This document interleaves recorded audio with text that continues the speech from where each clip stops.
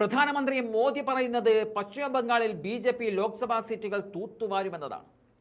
BJP തരംഗം ആഞ്ഞടിച്ച കഴിഞ്ഞ തെരഞ്ഞെടുപ്പുകളിൽ കുറച്ച് സീറ്റ് ബംഗാളിൽ പിടിക്കാൻ സാധിച്ചതിന്റെ ആവേശത്തിലാണ് മോദി ഇത്തരം മണ്ടത്തരം വിളമ്പുന്നത്.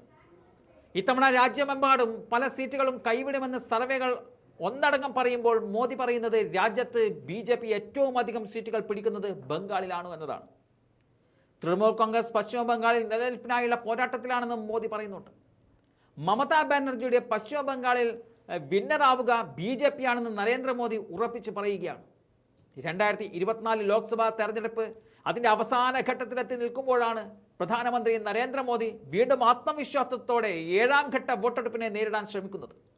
ബംഗാളിലെ തെരഞ്ഞെടുപ്പ് ഏകപക്ഷീയമായിരിക്കുമെന്നും നിലവിൽ ട്രെൻഡ് മനസ്സിലായി തൃണമൂൽ കോൺഗ്രസുകാർ കടുത്ത അരാജകത്വത്തിലാണെന്നും മോദിയെ പരിഹസിക്കുന്നുണ്ട്. കഴിഞ്ഞ നിയമസഭാ തെരഞ്ഞെടുപ്പുകളിലെ കണക്കുകൾ ചൂണ്ടിക്കാണിച്ചാണ് പ്രധാനമന്ത്രി നരേന്ദ്രമോദി പശ്ചിമ ബംഗാളിൽ ബി.ജെ.പിക്കുണ്ടായ മുന്നേറ്റം ചൂണ്ടിക്കാണിക്കുന്നത്. 2016 നിയമസഭയിൽ 3 MLA-മാരുണ്ടായിരുന്നിടത്ത് 2021 എത്തിയപ്പോൾ 80 ആയില്ലേ എന്ന ചോദ്യമാണ് മോദി മുന്നോട്ട് വെക്കുന്നത്.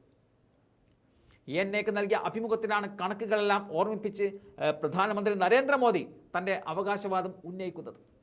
കഴിഞ്ഞ ലോക്സഭാ തെരഞ്ഞെടുപ്പിലും തൃണമൂൽ കോൺഗ്രസിന്റെ ശക്തമായ കോട്ടയിൽ ബി.ജെ.പി നുഴഞ്ഞു കയറിയിരുന്നു.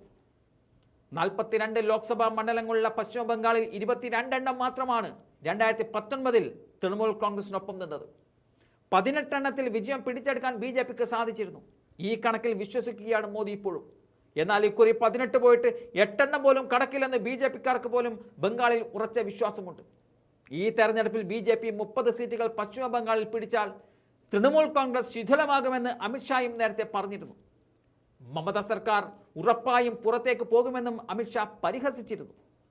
അതേസമയം കഴിഞ്ഞ തദ്ദേശ തെരഞ്ഞെടുപ്പിൽ ബംഗാളിലെ സീറ്റുകളിൽ ഏറിയ പങ്കും തൃണമൂലിനാണ് സ്വന്തമാക്കാൻ സാധിച്ചത്.